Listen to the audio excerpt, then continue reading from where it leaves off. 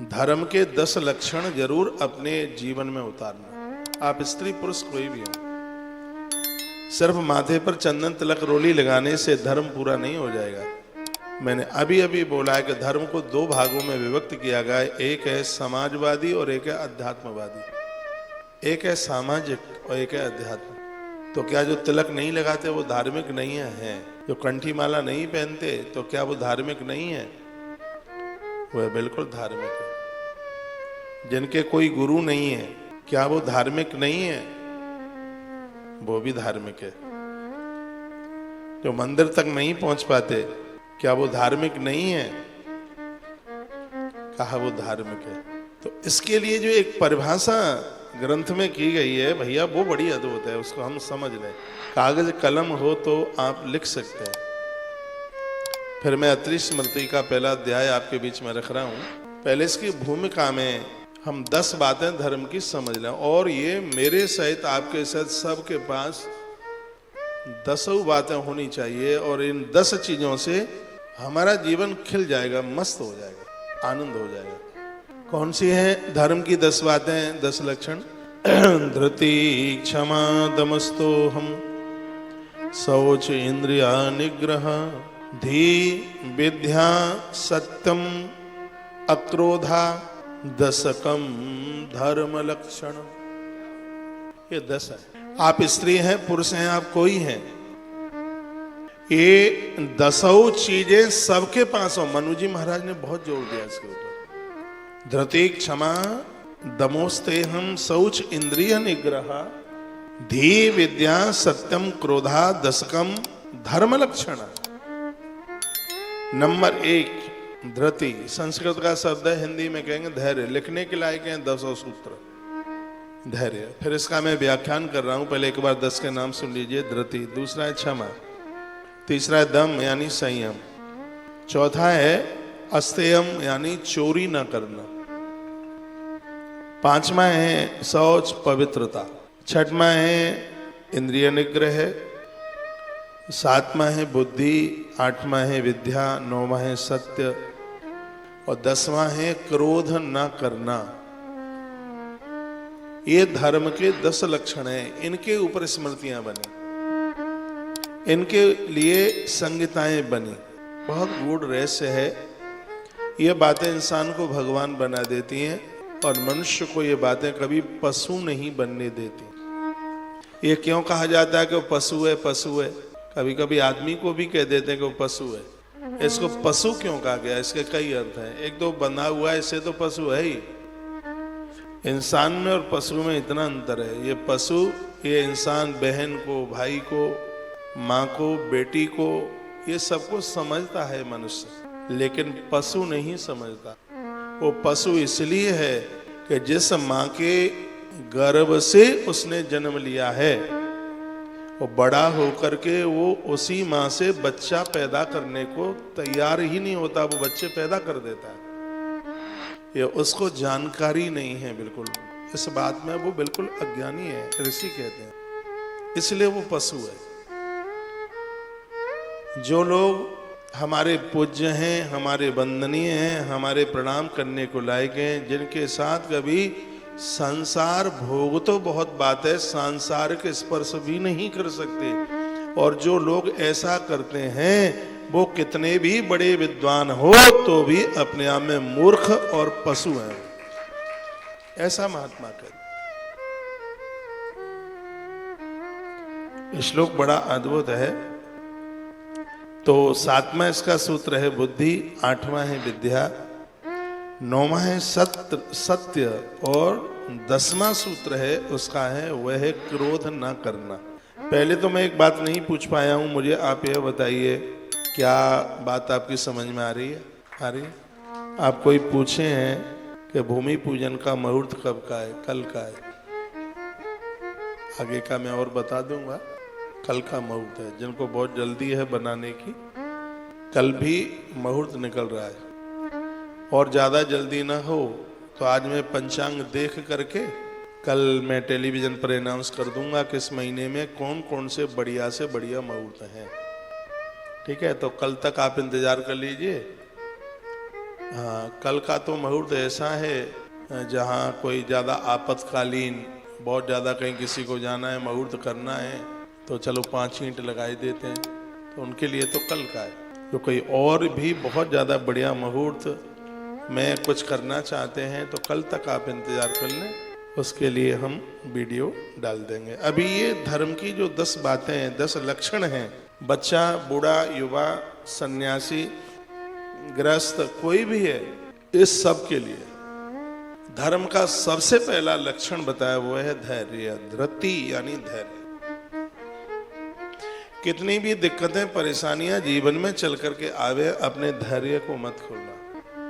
धैर्य ही हमें जिंदा रखता है। धैर्य जिस दिन चला जाएगा उस दिन हम सब हो जाएंगे, मृत्यु तुल्य हो जाएंगे, मर जाएंगे। कितनी भी दिक्कत परेशानी आवे, अपने धैर्य को अपने आप से दूर नहीं जाने देना। ऐसा मानव है, मनुष्य है, वो धैर्य धारण करता है।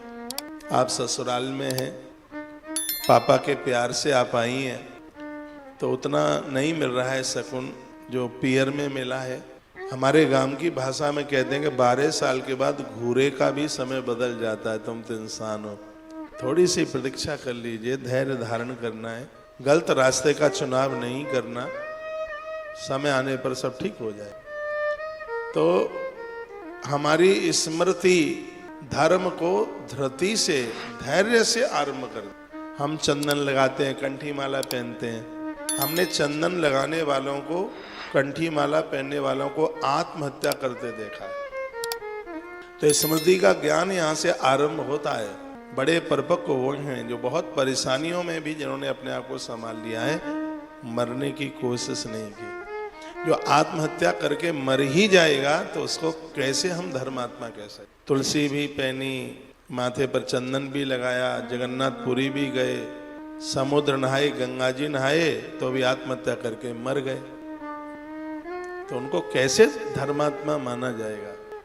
धर्म की क्लास ही यहाँ से आरंभ होती है। कितना भी कष्ट, कितनी भी, संतोष मैया समझ में आ रहा है, कितना भी कष्ट, कितनी भी परेशानी, कितनी भी दिक्कत चल करके आ जाए, कभी आत्मा का हनन मत करना, धैर्य धारण करना। और वो प्रबुद्ध हैं, वो बड़े सजग हैं, वो बड़े जगे हुए हैं। बहुत बड़ी विपत्ति आने पर, परेशानी आने पर भी जिन्होंने धैर्य पूर्वक अपने आप को संभाल के रखा है। जिंदगी में बड़े दुख आते हैं। आप जानते हैं जिस दिन महाराज दशरथ के प्राण निकले होंगे, कौशल्या जैसी नारी के ऊपर क्या बीती होगी, लेकिन वो पूरे अवध को यही पाठ सिखाती रही, धैर्य धारण करो, सब प्राप्त हो जाएगा। वो तो महाराज को भी कहती रही, धैर्य धीरे धारण करो, यदि तुम धैर्य छोड़ दोगे तो पूरा अवध डूब जाएगा, दुख के समुद्र में पूरा अवध डूब जाएगा। ये बात कोई क्यों नहीं कह पाया, क्योंकि कौशल्या वेद में ज्ञान का प्रतीक है। और किताबें पढ़ लेना ही ज्ञान नहीं है, हर परिस्थिति में आप अपने आप को संभाल लें, यही ज्ञान है। और संसार में इस लौकिक धर्म को, सामाजिक धर्म को संभालना कितना कठिन होता है। पति चला गया, पत्नी के लिए जिंदा रहना कितना मुश्किल होता है, कितनी दिक्कत है। बेटा चला गया, माता पिता के लिए जीवित रहना कितना कठिन होता है। भाई चला गया और उस भाई के बिना जीवित रहना कितना मुश्किल होता है।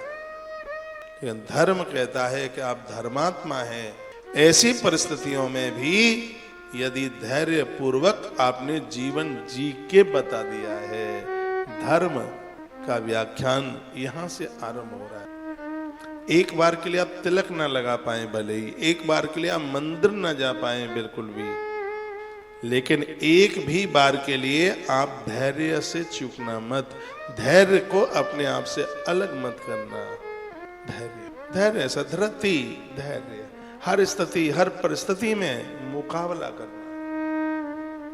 जवान खड़ा है देश की सीमा पर, बंकर में है वो, दुश्मन के साथ लड़ाई लड़ने को कितना सावधान रहता है। कोई पीछे से आकर के वार न कर, कोई अगल बगल से आकर के वार न कर दे। उसी प्रकार से हमें और आपको ऐसे ही सावधान रहने की आवश्यकता है। पता नहीं किस स्थिति परिस्थिति में और हमारा धैर्य छूट जाए। धैर्य को नहीं छोड़ना है कैसे भी। धैर्य को संभाल करके रखना है। तो धर्म का यदि कोई पहला लक्षण है तो उसका नाम है धैर्य।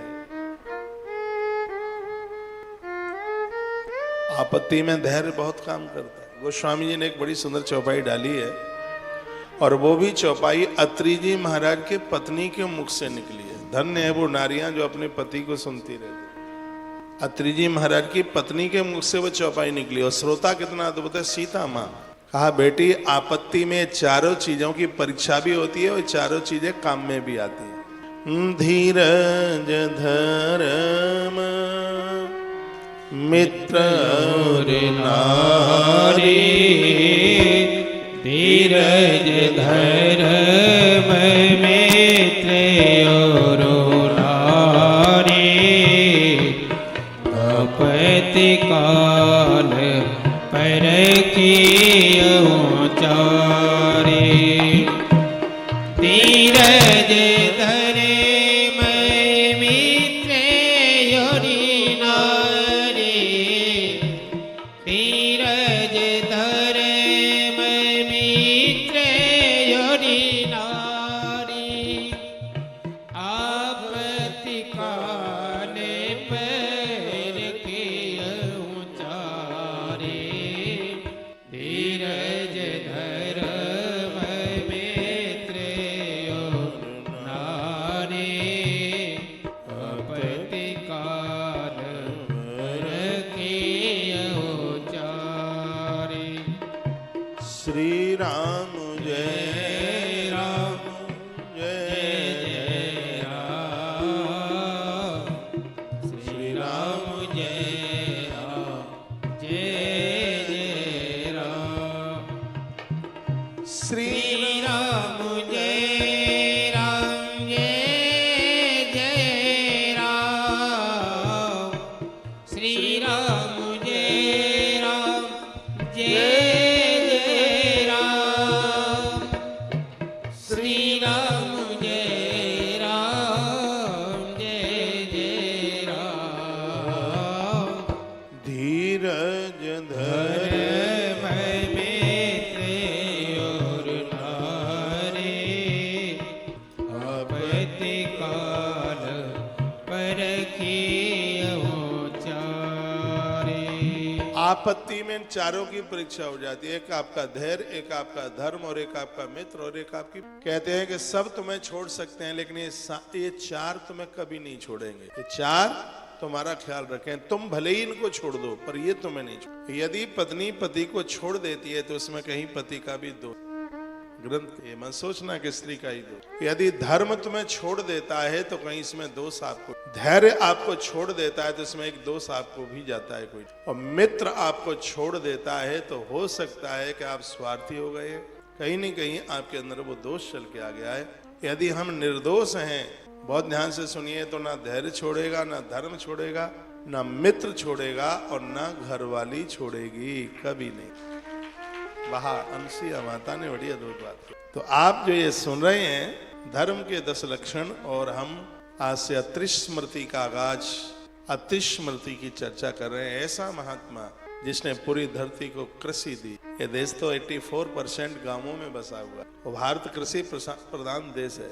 यहाँ भरण पोषण खेती के ऊपर निर्भर होता है। किसान को अन्नदाता कहा गया। किसान को अन्नदाता, ये शब्द अत्रि जी महाराज का शब्द सुना है आपने कि किसान अन्नदाता होता है। ये भारत की सरकारों ने शब्द नहीं दिया है, ये शब्द दिया है महात्मा अत्रि ने कि किसान कृषक अन्नदाता। बहुत बड़ा दानी है और ईश्वर के ऊपर विश्वास कर, परमात्मा के ऊपर विश्वास करने वाला है, इसलिए इतना महंगा बीज खेत में डाल के आ जाता है। ईश्वर के ऊपर, प्रकृति के ऊपर उसका विश्वास देखिए, तो उसको पता है कि धरती माता 1 किलो बीज को कई गुना करके देगी, और उस भरोसे पर वो छोड़ के आ जाए।